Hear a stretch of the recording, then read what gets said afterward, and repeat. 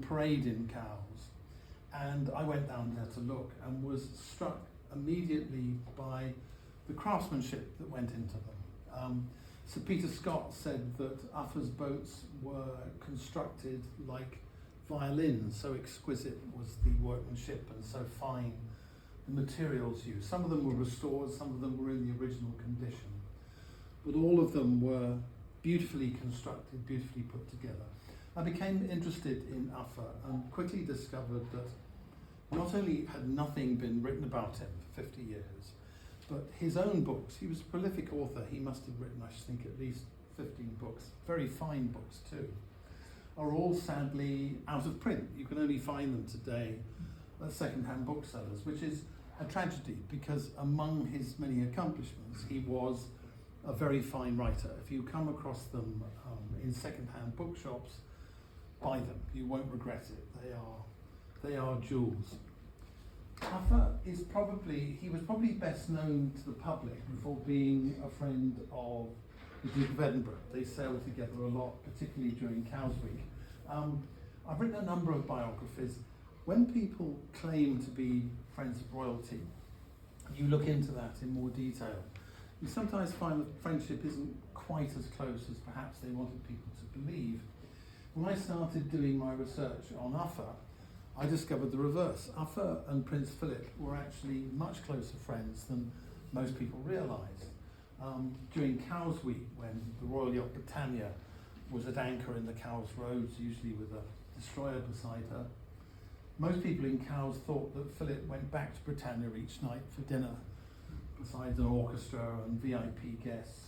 In reality, he often stayed with Uffa at the Commodore's house, which was an old warehouse on the quay that Uffa had converted into both a workshop and a home. The reason being that Philip liked the informality of Uffa's house.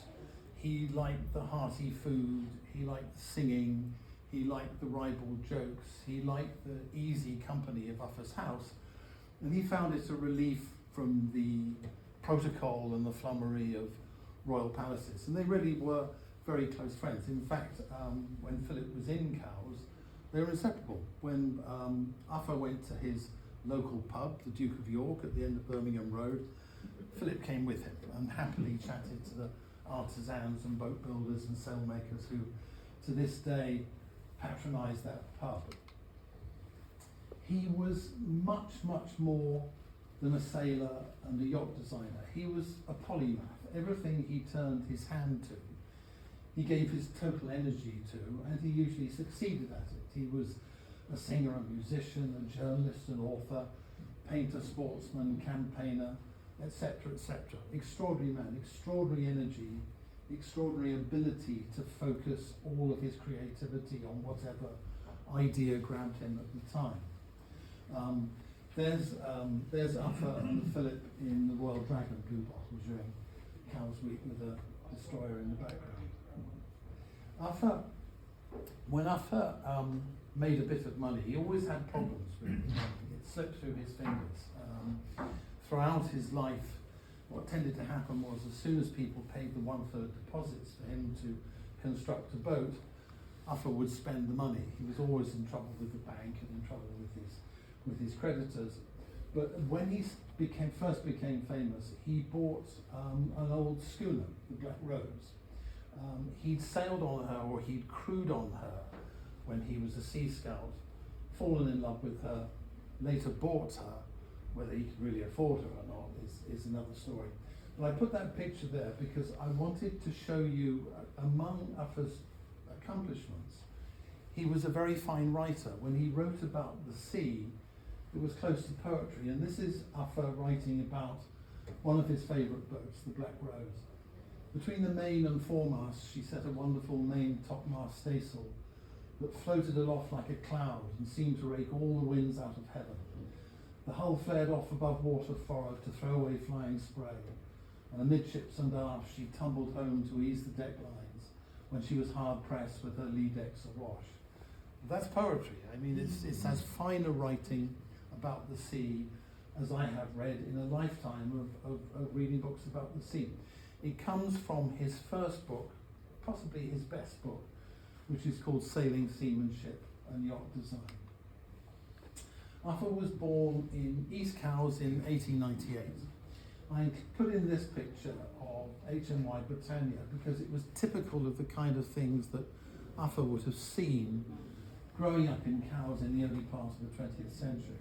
Britannia, when she wasn't being raced, was kept at Marvin's boatyard, and she always had a felled oak beside her in the water, the idea being that if she ever needed a mast, they'd have an ideal tree to carve one from. And one year during Cowes Week, she was dismasted.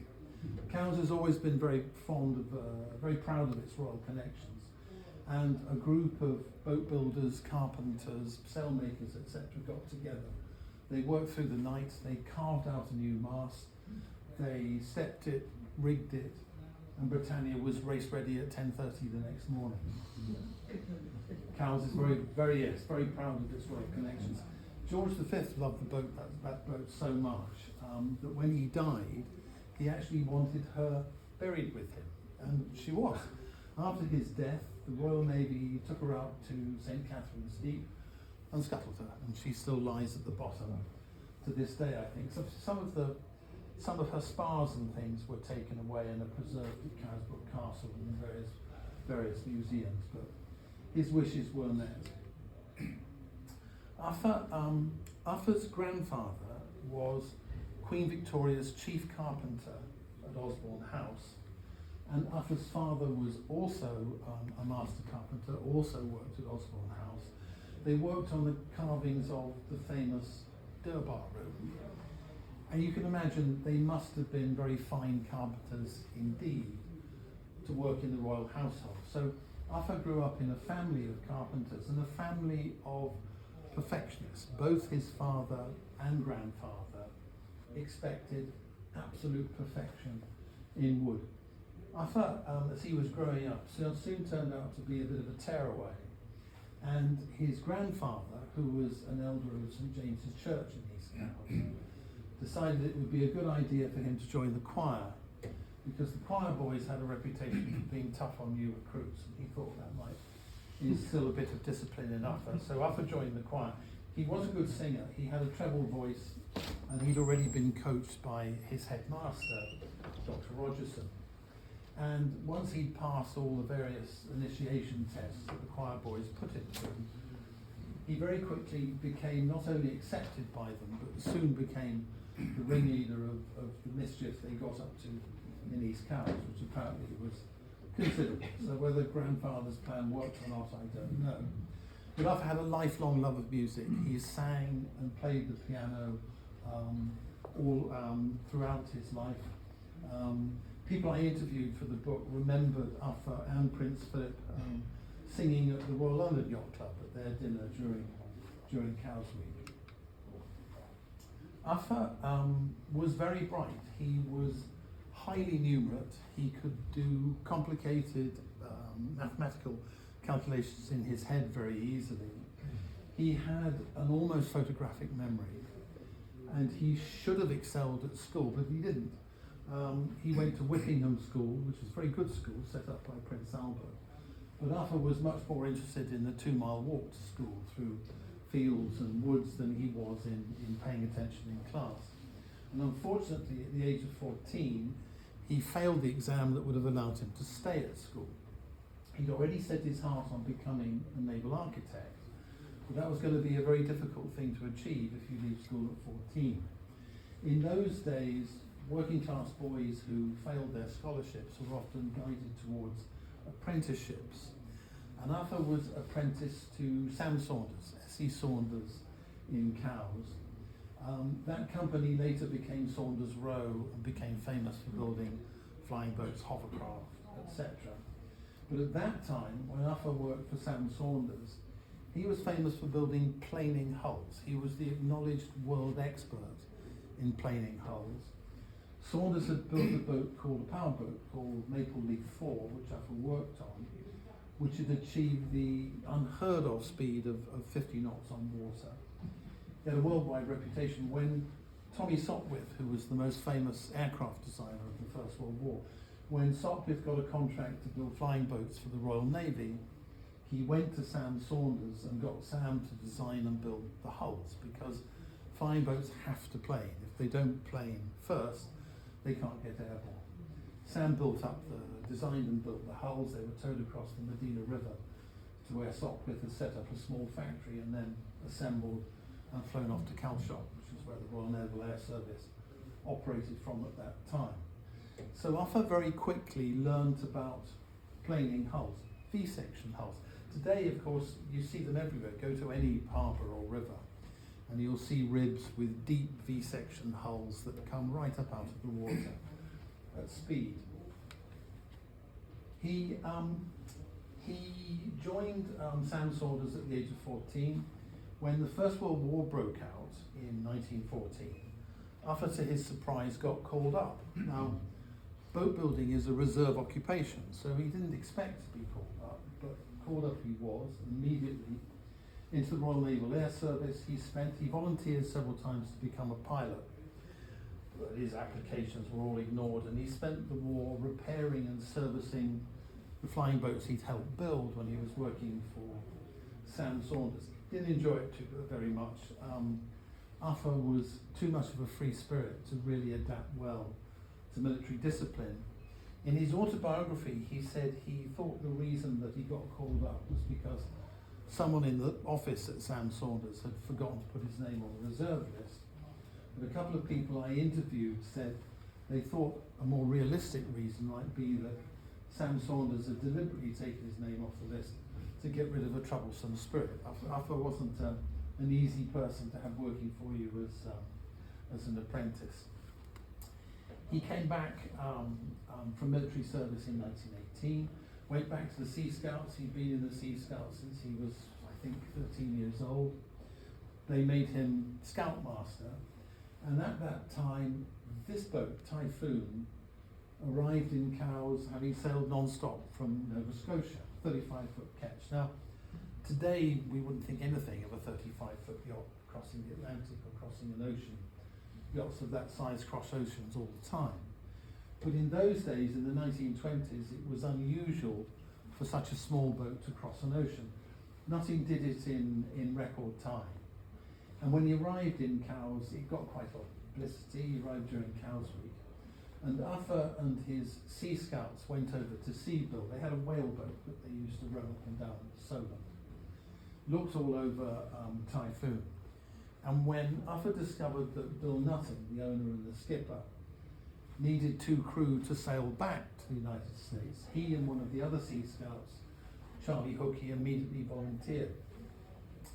Uffa's father wasn't very impressed. Uffa's father was a boat builder too. When he saw Typhoon, he didn't like her at all. He said, problem with that boat is you can see that she belongs to a man who comes from the world of motorboats, because her hull, and particularly her stern, are shaped like a motorboat. And if she gets into a big Atlantic storm, she'll get knocked down. And Uffa said, oh, for heaven's sake. She got here fine. She came from Nova Scotia to Cowes without any trouble at all. And Uffa's father said, look, if you threw a box overboard off the coast of Nova Scotia, it would come to England all on its own. It's not very difficult to sail from Nova Scotia across the Atlantic, but it's much more difficult to sail back at this time of year, particularly in winter storms. Essentially, Uffa's father was right. She wasn't really as seaworthy as she should have been. They started off with a very pleasant cruise along the northern coasts of Spain and France, very enjoyable. Then they stopped at the Azores to take on provisions for their Atlantic crossing. They discovered that at that time there was a famine in the Azores, and there were soldiers in the harbour preventing them from loading any edible stores onto their boat. They managed to smuggle a bit of food on board, but nowhere near enough for such a long voyage. They set off from New York with perhaps half the food that they needed. By the time they were 200 miles from New York, they were literally starving. They'd eaten everything. And that was when it was November, as Uffa's father had predicted, they got into a huge Atlantic storm. Uffa thinks that because they were starving, they probably pushed the boat too hard. Instead of heaving to, which might have been the most sensible thing to do, they tried to keep going with just a trysail, and they got knocked down several times, big time. And the third time they got knocked down, the boat completely inverted, got hit by a massive wave. One of the crew went overboard, but miraculously managed to hang on to a warp. They trailed 2 warps into the stern to try and stabilise her. Uffa went overboard, but the mast came down on top of him, and he managed to get hold of the hounds of the mast, which were 3/4 of the way up. And when she finally righted, he slid down the mast, broke his toe on the deck, but helped Bill Nutting to pull the other guy back on board, who'd been hanging on to a warp. So it was a very narrow escape, but they got through it without loss of life. Boat was damaged, but still serviceable, and they were still starving. The next morning, on their starboard bow, they sighted a Spanish steamer, the Guillaume Sorolla, and Uffa sent them a message in semaphore, but the Spanish crew couldn't speak English, didn't actually know what the message meant. But the skipper hove to anyway and allowed them to come alongside. And when the captain of the Guillaume Sorolla saw from sign language that they were starving, a cornucopia of food, a side of beef, hams, sugar, chicken, bottles of cognac, heaven knows what, rained down onto the decks of Typhoon. The captain was absolutely delighted to save them from starvation, gave several blasts on his ship's horn, and set off for New York. When I was doing my research for my book, I discovered tragically that a year later, the Guillaume Sorolla was lost herself. She was sailing from Cardiff to Barcelona with a cargo of coal. She got into a big storm, lost her engine, gave a distress call, but the boats that came to her assistance never found any trace of either the vessel or her crew. A few years ago, the French Hydrographic Office found her wreck on the seabed, and she's now marked on charts, but the crew lost their lives. And Bill Nutting, the skipper and owner of Typhoon, a year later was also lost at sea. He was trying to sail a Norwegian boat from Norway to Greenland, and he disappeared off the coast of Greenland, so he lost his life too. Uffa got to New York with very little money. His plan had been to work his passage back home to the UK. When he got to New York, he found there was something like 2,000 sailors in New York, all unemployed, and all looking for whatever work was available. So it took him a long, long time to find a passage home. He nearly starved in New York, and he hit a complete low. On one point, he got so down, he actually contemplated suicide. Eventually, he got back to Cowes. Charlie Hookie had got back before him and told all of their stories, much to Uffa's chagrin. While he was looking for a job, he went back to the Sea Scouts as scoutmaster, and he fulfilled another ambition. He'd always wanted to do a crossing, which he'd now done, but another ambition of Uffa's was to sail up the Seine to Paris. The Sea Scouts had an old whaleboat that you can see in those pictures, very seaworthy. You could row her or sail her like most whaleboats. She was very strong, very seaworthy, but they only had permission to sail her up and down the Solent. They weren't supposed to go any further. So one Easter, Uffa swore everybody to secrecy. They told their parents they were going to pool. They loaded up their whaleboat with as much food as drink as they could get into it, and they set off for France. 2 days of sailing in a completely open boat across the English Channel, bailing all the way. They were all seasick. They slept on the thwarts at night and woke up screaming in agony with cramp. But they got to Le Havre, and they did in fact sail up the Seine and got within 30 miles of Paris. They didn't quite get to Paris because 2 of the boys had to be back at work. So they turned around. The Grimsby trawler gave them a lift as far back as Le Havre, sailed back to Ventnor, and the 2 boys walked through the night 13 miles to get back to work in time the following morning. Of course, while they'd been gone, nobody had had the faintest idea where these boys were, or even if they were dead or alive. The whole committee of the Cowes Sea Scouts resigned, and Uffa got sacked as scoutmaster. But if you read Uffa's autobiography, he recounts the trip as a complete success. These wonderful pictures were taken on the trip. There's a chap in Cowes called Mike Dixon, whose father worked for Uffa, and Mike now has Uffa's archive of photographs and documents, and he very kindly lent me most of the pictures that I used in the book, and those are Uffa's own pictures of their trip to Paris. He started to look for a job, but he was now firm in his idea that he wanted to be a designer and builder of sailing boats. And he and his father decided that they would build 14-foot racing dinghies.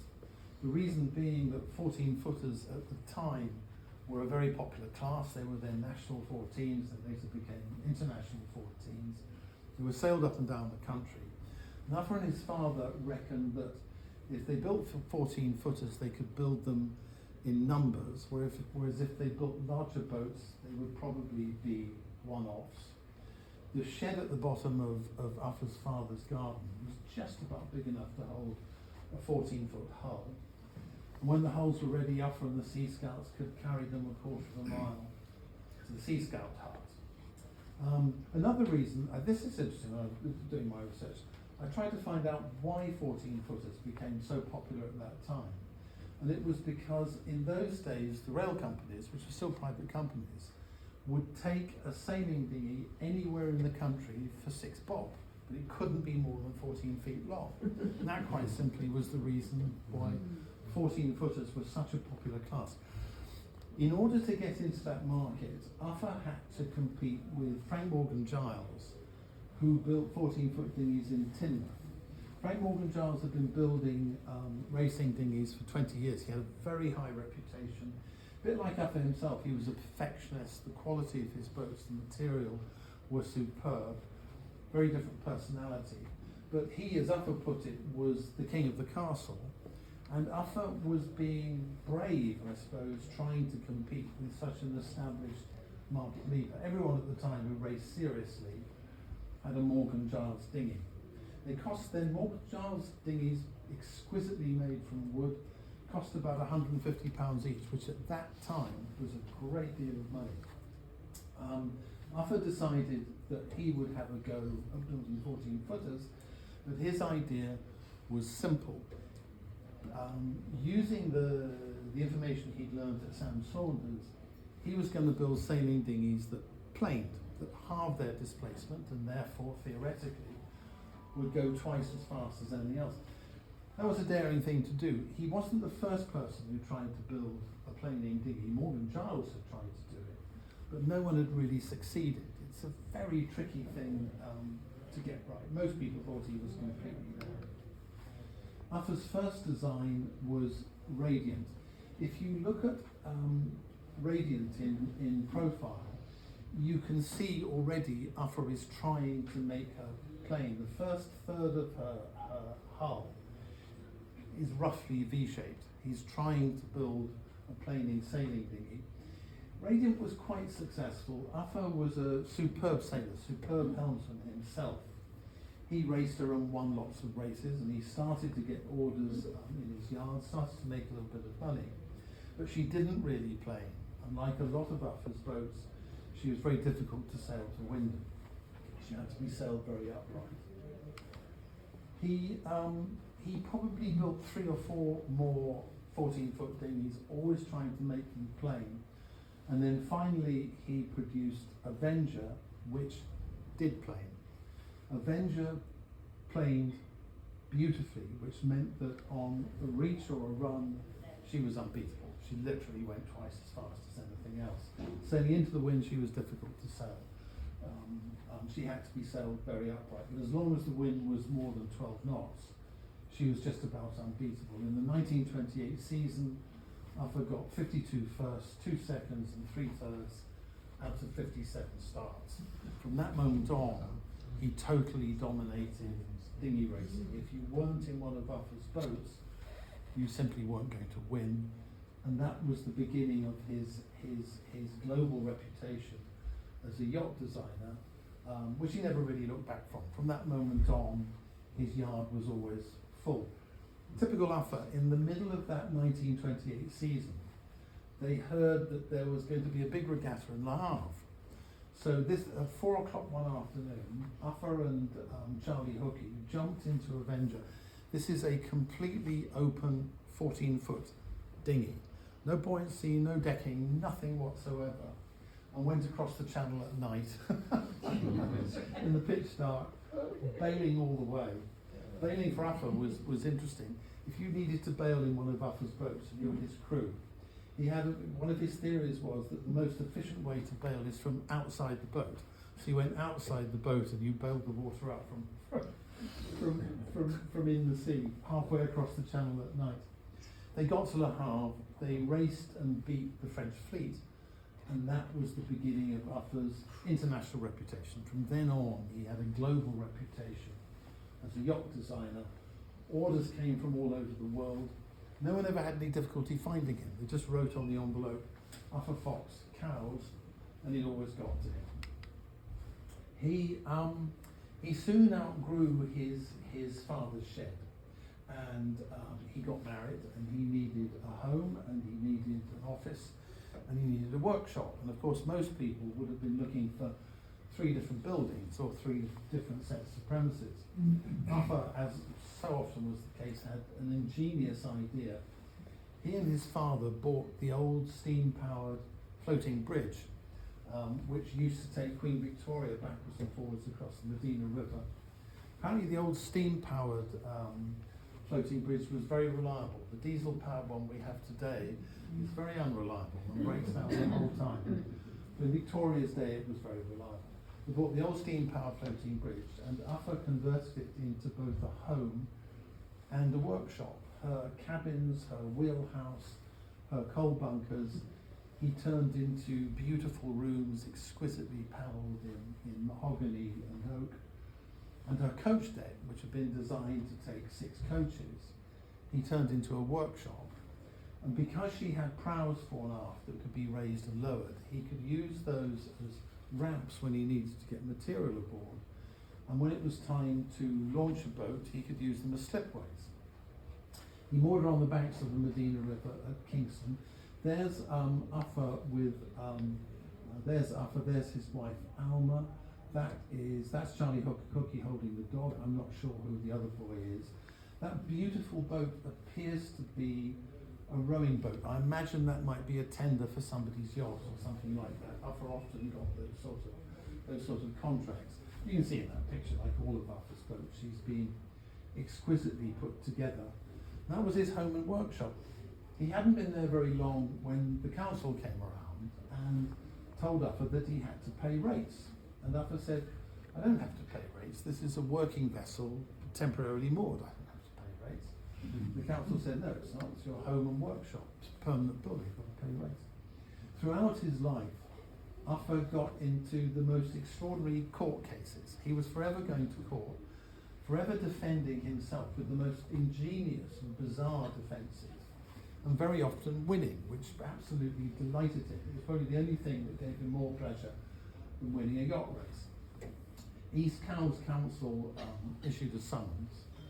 Before the court case came up, Uffa had the old rowing gig from Britannia, and he put 6 of his men in the gig. And on the tide and with the following wind, they towed her across the Medina River to the Araton Bank, then up to West Cowes, then over the Medina to East Cowes, then into Whippingham, and then back to Kingston. And when it came to the court case, Uffa said to the magistrate, how can it be possible that East Cowes Council are trying to collect rates from me, when in one day my home was in Araton, West Cowes, East Cowes, and Whippingham? And the magistrate scratched his head and said he didn't know, and acquitted Uffa. Uffa was invariably acquitted when he went to court. He never paid a penny in rates on the floating bridge. Here's one of Uffa's larger boats, Vigilant, beautiful boat. She was restored in 2010, came to Cowes for the Uffa 50 celebration in 2022. She was a larger keel boat, built according to the Skerry Cruiser rules. Uffa's bigger boats were never quite so fast. He excelled at building 14 and 15 foot boats. But typical Uffa, no sooner was her varnish dried than he heard about a regatta at the Royal Swedish Yacht Club in Stockholm. Now, no way was a boat that size designed to go across the North Sea, the Kiel Canal, the Baltic, and off they went, nevertheless, sailed to Stockholm. Didn't do very well, they didn't win anything in the regatta, but the Swedes were so impressed that Uffa got there at all that they gave him a special award just for riding.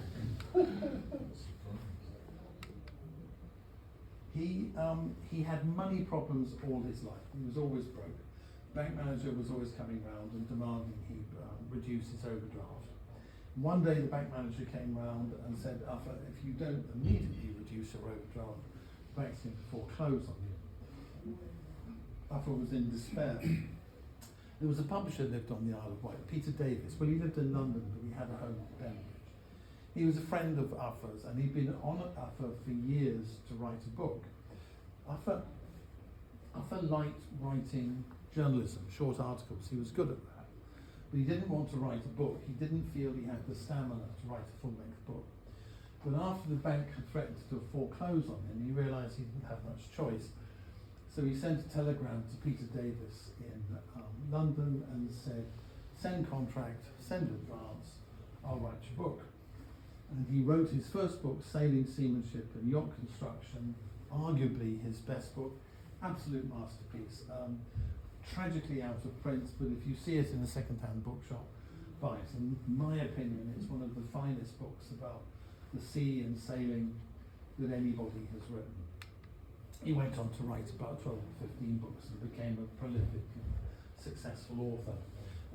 When Uffa decided to make, when Uffa had made a bit of money, his old boss Sam Saunders had died, and Sam lived in Padmore House near Whippingham, and had quite a big estate from Whippingham down to the Folly. And when Sam died, his son decided to break up the estate into parcels of land, and Uffa bought 20 acres, including a length of bank along the Medina River, and built his own house. And there he is in his own house at 20 acres. And with buildings, like everything else, he had eccentric ideas. He believed, for instance, that fireplaces should always be in corners. He didn't like the idea of the fireplace in the middle of the wall. You can see in that picture the fireplace is in the corner. He demanded the most exacting standards from his builders. One builder said to him, Uffa, you know, the foundations for your house go down so deep, you could put a cinema on top of them and it wouldn't move. And Uffa said, look, I don't mind if my house slides down to the river on all this clay, but when it gets there, I better not see any cracks in any of your walls. Apparently there never were any cracks. The house is still there. I couldn't get permission to see it when I was writing my book, but like most things that Uffa built, it was very solidly put together. During the war, during the Second World War, as you can imagine, all yacht building stopped. Can't sell yachts during the war, and you couldn't get the materials anyway. Uffa got various contracts from the Ministry of Works to build bits of lifeboats and things like that. He didn't really enjoy that kind of work, but he had no option but to accept it. Uffa's stepson, Bobby Sack, at the beginning of the war, had volunteered for the RAF's SE Rescue Branch.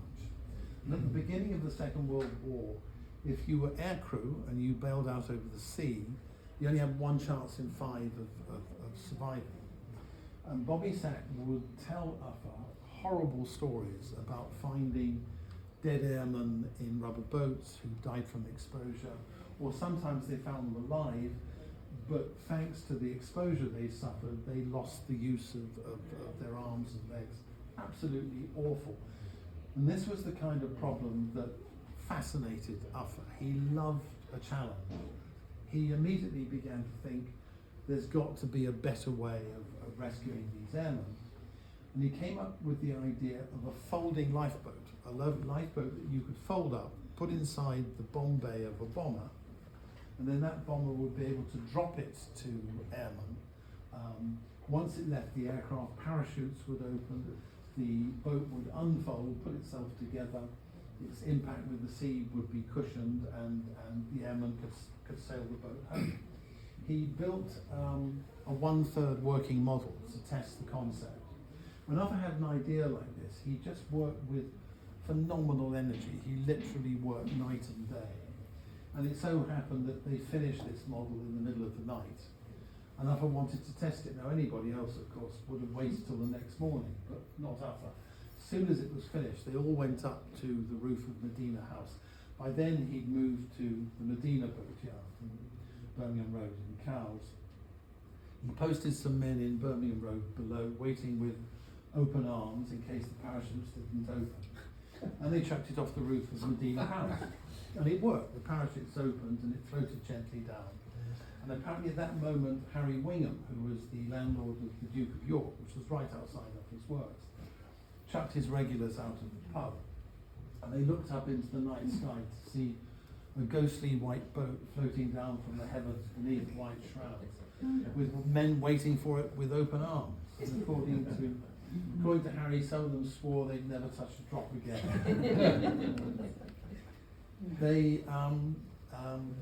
They made Uffa a lieutenant in the Home Guard, and they gave him responsibility for guarding his boatyard, the Medina boatyard, the Duke of York, which was his pub, and the police station, which was right opposite his works. They made him a lieutenant. He immediately agitated to be promoted to captain. One of the friends of Uffa, who I interviewed, who remembered Uffa's Home Guard unit, said that they'd have made Dad's army look like a guards regiment. They were such a dishevelled lot. I get the impression he guarded the Duke of York a lot more assiduously than he did anything else. That's the Medina Yard in Birmingham Road. There's one of Uffa's bigger boats, Pensive Temptress, being shipped off on the roof of the lorry.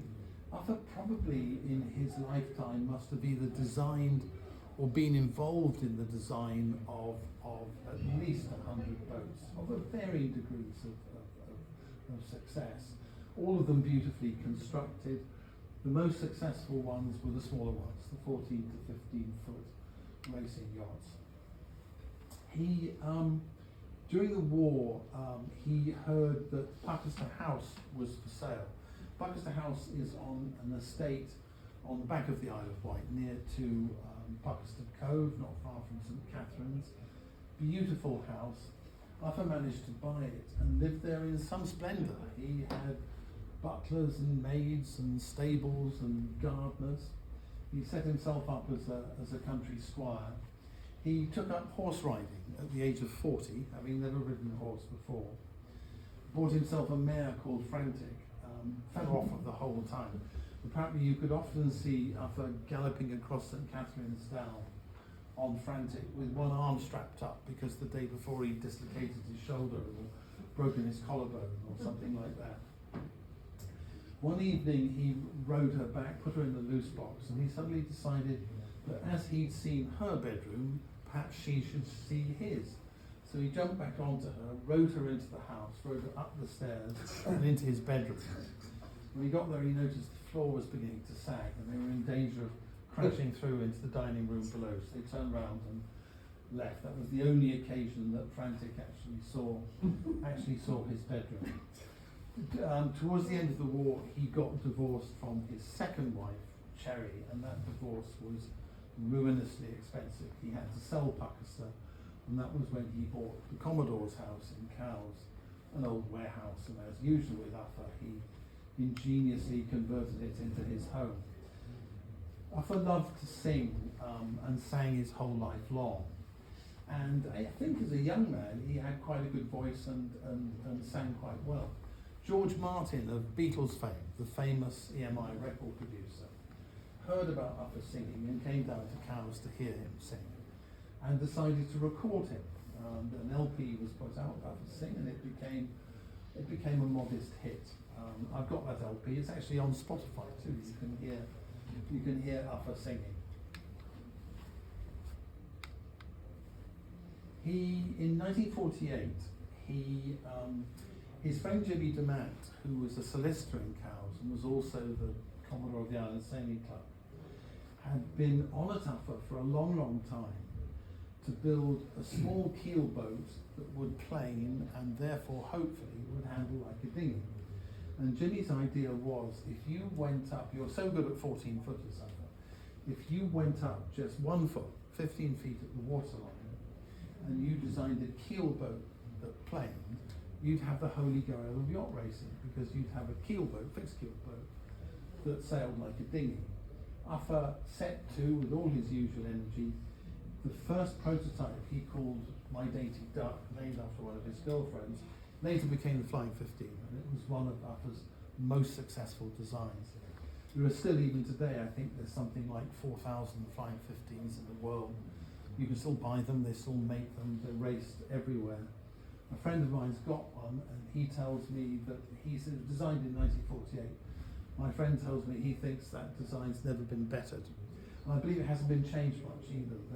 Although they're made of fiberglass today, the modern Flying 15s are not very different from Uffa's original design. It was at a dinner at the Island Sailing Club that Uffa met Philip for the first time. Jimmy DeMant was hosting. Well, the Island Sailing Club, Philip had just married Princess Elizabeth. She wasn't yet Queen. And the Island Sailing Club gave Philip and Elizabeth as a wedding present a dragon yacht. And it was presented to Philip at a dinner at the Island Sailing Club. Philip had to endure a long round of introductions, and eventually he turned to Jimmy and he said, "Is there anybody interesting here I can speak to?" Jimmy looked around the room and his eyes fell on his old friend Uffa Fox, and he said, "I know just the man." And he introduced Philip to Uffa, and they became lifelong friends. Uffa said to Philip immediately, "You know, the Dragon's a very fine yacht, but I've just designed a much better one, My Dainty Duck, and if you like, tomorrow I'll take you out in her." Philip sailed with Uffa the following day, loved the yacht, ordered one from him on the spot. And when they came ashore, Uffa said to Philip what he always said to every new customer, which was, "Fancy a pint?" And Philip said, "I rather do." And Philip, of course, had an entourage with him. They probably thought they were going to go somewhere very smart, like the Royal Yacht Squadron or a hotel or something like that. Uffa marched the entourage across the road to the Duke of York, his pub, which then and now is a workman's pub. I mean, lovely pub, but a very unpretentious pub. But Philip apparently was completely home there, at home there. He got on well with ordinary working men, and they remained lifelong friends. That's the town of Cowes gave Philip and Elizabeth a Flying 15 called Cowslip. There it is on Uffa's car. And Uffa used to drive it all over the country on the roof of his car. Uffa was a terrible driver, brilliant helmsman, but awful driver. And if you look carefully at his car, you can see there are dents all over it. Apparently driving with Uffa was an absolute nightmare. I think it's time I wound this up. There's Uffa in the mess kit of the Royal London Yacht Club. He was sailing commodore of the Royal London for quite a long time. In the Commodore's house, he lived 2 doors down from Max Aitken, who lived in the old Ratsey and Matthorn sail loft. They were great friends and notorious characters, always up to shenanigans. One dinner one night at the Royal London Yacht Club, where everybody had had plenty to drink. They have at the Royal London a famous cannon called the Trafalgar cannon. It was with Nelson at Trafalgar. And somebody said to Uffa, "Do you think it still works?" Well, that's a terrible thing to say, especially if he'd had a couple of drinks. They got hold of some starting gun cartridges, broke them out open, got the black powder out, filled the breech, stuffed the barrel with wet newspaper, and Uffa put a match to the touch hole. As usual, he'd overcharged it, and apparently the percussion broke all the windows in the Royal London Yacht. A massive explosion reverberated round Cowes. And I believe this is true. A Royal Navy ship was passing in the Solent. They saw an explosion on the parade at Cowes. They radioed ashore to the police and said, "You'd better get round to the parade in Cowes. The bomb's just gone off outside." 2 police officers arrived, and Uffa and Max offered them the hospitality of the club. There's Uffa on the roof of the Commodore's house, his last home. That's a famous picture taken by Aileen Ramsey, who was the leading yachting photographer of the time. He lived there until he died. Unfortunately, during the war, Cowes was heavily bombed. There was a Cowes blitz that went on for several days. Luftwaffe were trying to destroy the JS White shipyard in Cowes. An incendiary bomb fell on Medina House, Uffa's yard. Uffa and his men managed to get the fire out, but Uffa had been quite close to the explosion, and he inhaled a lot of dirt and grit, which left him with bronchitis and respiratory problems for the rest of his life. And those problems eventually claimed his life at the age of 72. I've written a play about Uffa. He is, if you enjoy this talk, I promise you the play's better. It's all the best stories about Uffa brought to life on stage. We've got a wonderful actor, Jeremy Gagan, to play Uffa. He's a spitting image of Uffa. He's bald, but we've had a wig made for him, which is exactly like Uffa's wig. When he's got the wig on, he's the spitting image of Jeremy. It runs in Cowes from the 21st to 24th of March, and then it transfers to London in April. We've still got some tickets available. You can find it online if you want to go. I'm sure you will enjoy it. And that brings me to the end of my talk. So thank you for being such a good audience. And if you have any questions, I'd be very happy to try and answer them. Thank you.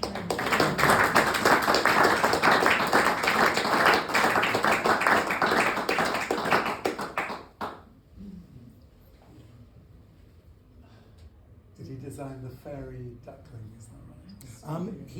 A lot of his boats were built by fairies. Towards the end of his life, when he wasn't very well, fairies started to mass produce Uffa's designs, initially in pressed plywood and later in fiberglass. And Uffa was too sick to build boats at that stage. So he did quite well out of that, and there were quite a few. The Fairy Firefly was very successful, I think. They built thousands of those. The Flying 15 was built out of plastic. But he had quite a close relationship. Ferry Marine had an operation in Portsmouth, I think, where they had autoclave ovens and they could mass produce boats. So towards the end of his life, Ferry built a lot of boats for him.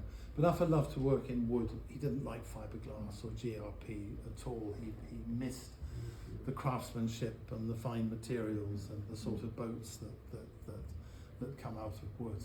Yeah. Well, a salient question, do you know about the heritage of the name and why his parents Oh chose yes, it? that's a good question. Uffa's mother came from Suffolk, from Rattlesden in Suffolk, and in that part of East Anglia they have a tradition of giving children Viking names, and Uffa was a Viking king. All of her kids had Viking names: Uffa, Mahala, Elfrida, and apparently in that part of Suffolk they still do it to this day. So he became Uffa, and he's a bit like a modern pop star because his name was just 2 syllables. You didn't have to say Uffa Fox, you just said Uffa, and everybody knew who you were talking about. Yes? Yeah, we're all familiar with Commodore's house because it's where we have our cocktail party. Oh, really? during Cowes Week. Did he actually build boats in that room? Oh, on yes. The ground floor? Yeah, he did. I mean, he wasn't... I think he moved into the Commodore's house in about 1948. He had to close the Medina Yard, or he sold the Medina Yard. But he did go on building boats there. And his very last boat, Ankle Deep, which is now in the museum in Cowes, was designed and built there. She was a launch with an outboard motor, but by then, Uffa was too ill to sail. He could only get around so the last boat that he designed and built was Ankle Deep. But yes, it was a workshop, and he went on designing and building boats right to the end of his life, almost to the day that he died. Yeah. This morning coming out of Cowes, of course, I passed the Commodore's house, and you see the jetty fill it like that, because that jetty can't be seen from the street. So Philip could come and go in a launch from Britannia, and nobody knew. No one knew where he was. During the Uffa 50 celebration, they brought Cowslip back to Cowes and put her on that jetty, which was where she originally lived. Yeah. Yes. There's a dinghy on board the Royal Yacht Britannia in Edinburgh now. Is that one that he designed? Sorry, if there's a... On board the Royal Yacht Britannia, there is a dinghy there. Yes, yes. I can't remember the name of it, but I just wondered. I think Cowslip and I think Blue Bottle too are kept on Britannia in Edinburgh. They came to Cowes for the Uffa 50 celebration, but I think their normal home is on the deck of Britannia. And they were taken about on the deck of Britannia. Yeah, I believe so, yes. I knew Uffa. Sorry? I Oh, knew- did you? Oh, wonderful. You're so lucky. Yeah, in his old age. And Yeah. they would all go back to Commodore's house, and Mrs. Mew, the brewer's wife, she would play the piano, and Prince Philip, and they would all go back there and have a really lovely evening of music and Yes. fun and games. And on Cowslip, my husband's crewed for him for 15 Oh, wow. years. Oh, how fantastic. It was. Yeah, Uffa's secretaries all had to be able to speak French because his third wife, Yvonne, That's right. was French. She couldn't speak a word of English, and Uffa couldn't speak a word of French. True. His secretaries all had to be able to speak French because they had to translate for Yvonne. It was the only way. And in the play, we have an actress called Zoe Beardsall who plays one of Uffa's secretaries. And one of the reasons we cast her is because she has to be able to speak French so that she can translate for Uffa. And one day, Yvonne said to me, "Madame, he does not understand me." Well, I bet he didn't. The third marriage was very strange. Yvonne lived in Paris and Uffa lived in Cowes. I tracked down 3 of Uffa's secretaries, and they said to me, Yvonne only really came to Cowes when Philip was there. She wasn't much the rest of the time. And they suggested that the thing that Uffa really liked about Yvonne was the fortune that her late husband had left her. And the thing that Yvonne really liked about Uffa was his royal connections. But there might be a cynical point of view. I don't know. I was very lucky to meet Prince Philip at a Ben Ainsley racing event. And so inevitably we were talking about foiling boats. And he said, "You know, I invented the first foiling boat." And we said, "Did you?" And he said, "Yes, I said to Uffa, if we could just get the hull out of the water, it would go faster than a sailing boat." Yes. And so he said, "I'm going away on a 3-month tour of duty or whatever, and when I come back, I'd like to see what you've designed." And so he came back, and Uffa had designed a foiling boat, which was deeply unstable. It pitched, it yawed, it did everything. It was horrible, and it crashed. But it did get out of the water for a moment before it crashed. And we said, "Gosh, well done, Uffa." And Prince Philip said, "No, well done, me." Oh, that's a good story. Well, thank you for being such a good audience. I brought some copies of my book. If anybody would like to have one, I'm sure you'll enjoy it. I'd be very happy to sign one for you if you'd like one. And I do hope that you'll come and see the play, even if you can't come to Cowes. It'll run in London from the 8th until the 13th of April.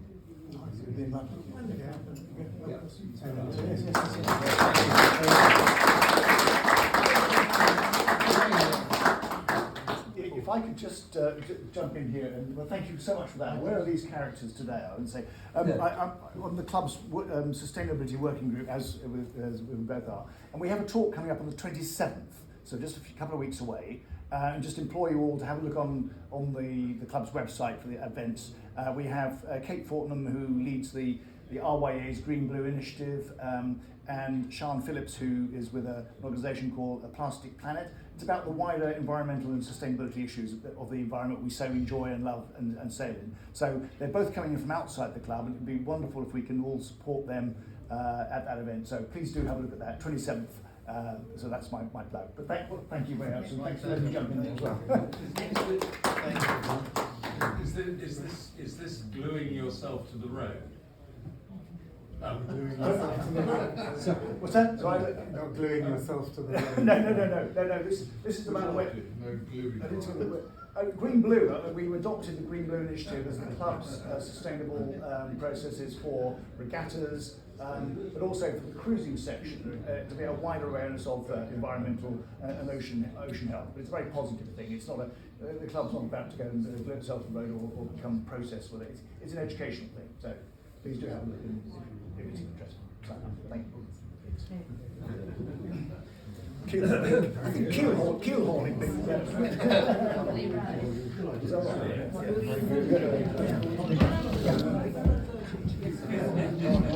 It's very hard to impose anything. We know that. I seem to remember that from last year.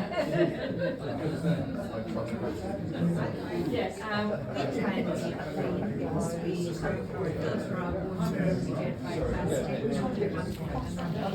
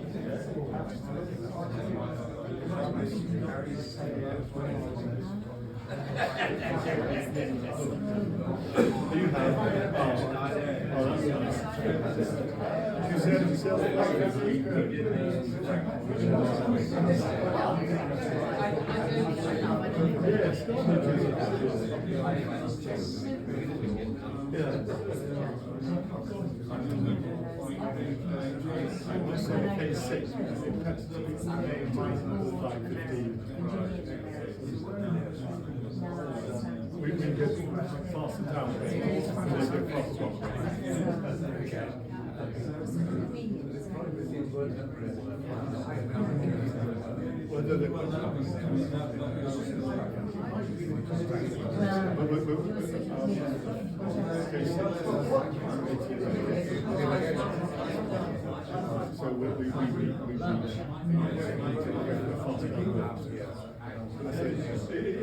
based on the rules. If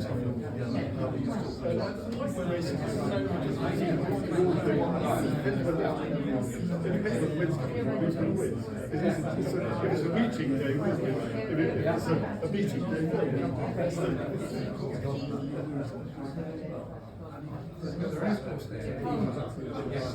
exactly. You're going into exactly. Yes, correct. Always, yes.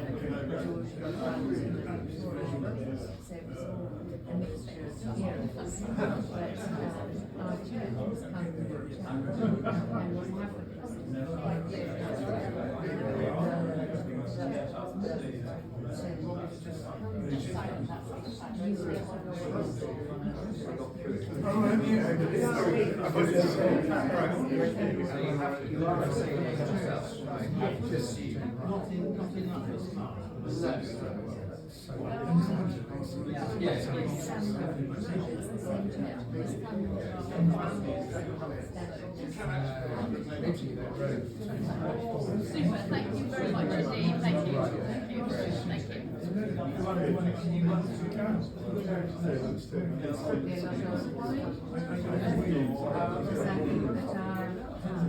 Load up your back. But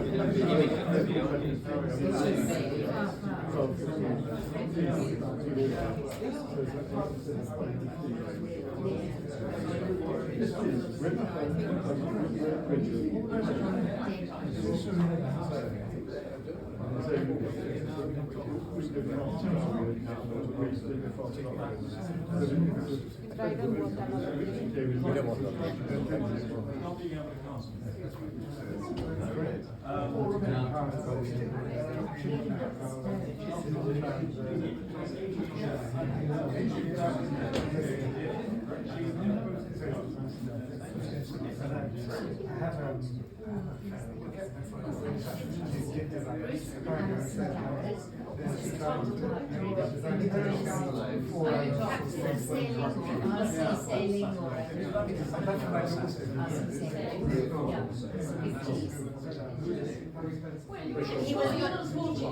He was my former boss. Oh, right. I'm still on that list. I know.